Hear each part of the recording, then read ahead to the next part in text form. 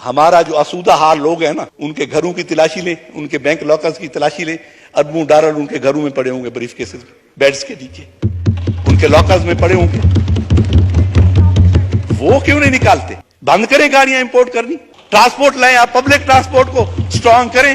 ہم public transport میں سفر کیوں نہیں کر سکتے؟ ایک ایک وزیر مشیر، ایک ایک بیوروکریٹ، ایک ایک جج کے گھر 10-10 گاڑیاں کھڑی ہیں، ان کا پیٹرول بھی گورنمنٹ دے رہی ہے. کیوں ہم ایک گاڑی نہیں دے سکتے؟ کیوں ہمارے جو رولنگ کلاس ہے، جو بیوروکریسی ہے، وزراء ہے، مجھے وہ ایک کنال کے گھر میں نہیں رہ سکتے؟ ایک ان کے گھروں میں رہ رہے ہیں سب.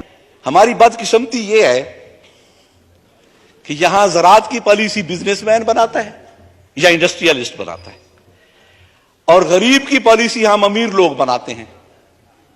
نہ جس نے کبھی غربت دیکھی ہے وہ غریب کی پالیسی کیا بنائے گا؟ اور جس نے زراعت میں اپنے کسی بھی وزیر خزانہ سے پوچھتا ہوں کہ وہ کبھی ننگے پاؤں کھیت میں چلے ہیں، کسی کھیت میں گئے ہیں زندگی میں کبھی؟ جس طرح ذہن کو زنجیر سے ڈر لگتا ہے، پیر و مرشد ہمیں ہر پیر سے ڈر لگتا ہے، اور مکتبہ فکر کی بہتات جہاں ہوتی ہے، ترجمہ ٹھیک ہے تفسیر سے ڈر لگتا ہے. یہ جو اس کی تفسیر کرتے ہیں بجٹ کی، جو بھی وزیر خزانہ کہتا ہے یہ جو ہم ٹیکسز لگا رہے ہیں ان کا غریبوں پہ کوئی اثر نہیں ہوگا، ان کا امیروں پہ اثر ہوگا. لیکن ہمیشہ یہ دیکھا ہے کہ اینڈ آف دی ڈے سفر وہی غریب کرتا ہے اور اسی پہ ہی اثر ہوتا ہے. اب وزیر خزانہ اسحاق ڈار صاحب جب تشریف لائے، ہم بڑے خوش ہوئے کہ شاید ان کے پاس ہمارے دردوں کا کوئی علاج ہو، کوئی مداوا ہو. لیکن وہ ہے بزم میں اتنا تو سب نے دیکھا میر، پھر اس کے بعد چراغوں میں روشنی نہ رہی، نہ گیس رہی ہے نہ بجلی رہی ہے. اور وہ اتنی مہنگی کر دیا کہ غریب کا گھر تو اب وہ بلب نہیں جلا سکتا، کیونکہ اس ایک بلب کے جلانے کا جو بل ہے اس کا 2000 سے کم نہیں آتا. پھر آ کے کیوں ہم لگژری گاڑیوں کی امپورٹ پہ پابندی نہیں لگا سکتے؟ بند کریں گاڑیاں امپورٹ کرنی، ٹرانسپورٹ لائیں، آپ پبلک ٹرانسپورٹ کو سٹرونگ کریں. ہم پبلک ٹرانسپورٹ میں سفر کیوں نہیں کر سکتے؟ ایک ایک وزیر مشیر، ایک ایک بیوروکریٹ، ایک ایک جج کے گھر 10-10 گاڑیاں کھڑی ہیں، ان کا پیٹرول بھی گورنمنٹ دے رہی ہے. کیوں ہم ایک گاڑی نہیں دے سکتے؟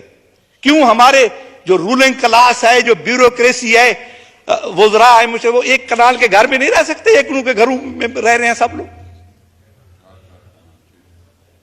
10-10 100 ملازم ان کے گھروں میں کھڑا ہے. 100 بیگ اٹھانے کے لیے ایک ملازم ہے. میں باہر پڑھتا رہا ہوں، میں ڈرماٹالوجی میں یو کے میں، تو وہاں پروفیسر کا چپڑاسی نہیں تھا. پروفیسر خود فائل اٹھا کے باہر جاتا تھا، مریض کو بلا کے لے آتا تھا اور اسے چیک کرتا تھا. ہمیں اگر چائے دینی ہوتی تھی کلاس کو تو وہ خود ٹرالی کھینچ کے لاتا تھا، کہتا تھا ہیلپ یور سیلف. یہ نظام ہم کب لائیں گے سر؟ یہاں تو وہی جو انگریز آئے تھے، یہاں ہم ان کے غلام تھے، وہی نظام چل رہا ہے اور ہم غلامی میں جکڑے ہوئے ہیں. یہاں غریب تو سر، غریب کا جینا تو بار ہو گیا سر. تو تک کھلنے کھلن جوگا، میں رواں تا رو نہ سکدا. تو تک کھلنے کھلن جوگا، میں رواں تا رو نہ سکدا. دنیا رب دی تیرے حصے، میرے حصے بھوک دے کسے.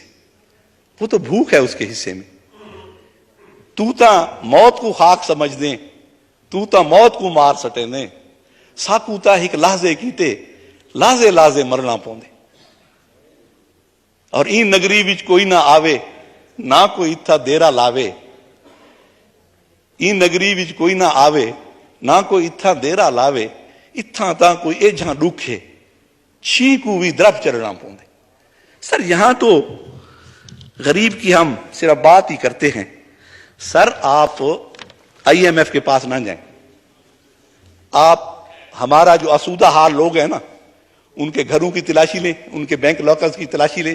اربوں ڈالر ان کے گھروں میں پڑے ہوں گے، بریف کیسز میں، بیڈز کے نیچے ان کے لاکرز میں پڑے ہوں گے. وہ کیوں نہیں نکالتے؟ IMF کے پاس ہم جاتے ہیں، جو بھی اربوں کا پیکج آتا ہے اس سے ارب پتی فائدہ اٹھاتے ہیں.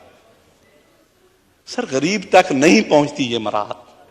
آپ اس پروسیجر کو جو غریب کی امداد کا ہے اتنا کمپلیکیٹڈ بنا دیتے ہیں، اتنا پیچیدہ بنا دیتے ہیں کہ وہ وہاں تک پہنچنا ہی مشکل ہے غریب تک. IMF ہے، وہ ہم نے دیکھا ہے جو فارماسیوٹیکل کمپنیز ہوتی ہیں نا، ان کا جو میڈیکل ریپ ہوتا ہے وہ کہتے ہیں تم نے ٹارگیٹ 1 لاکھ کا پورا کرنا ہے. وہ جب لاکھ کا پورا کرتا ہے تو وہ کہتے ہیں اب 1.5 لاکھ کا ہے اگلے مہینے. تو آئی ایم ایف نے تو یہی کرنا ہے.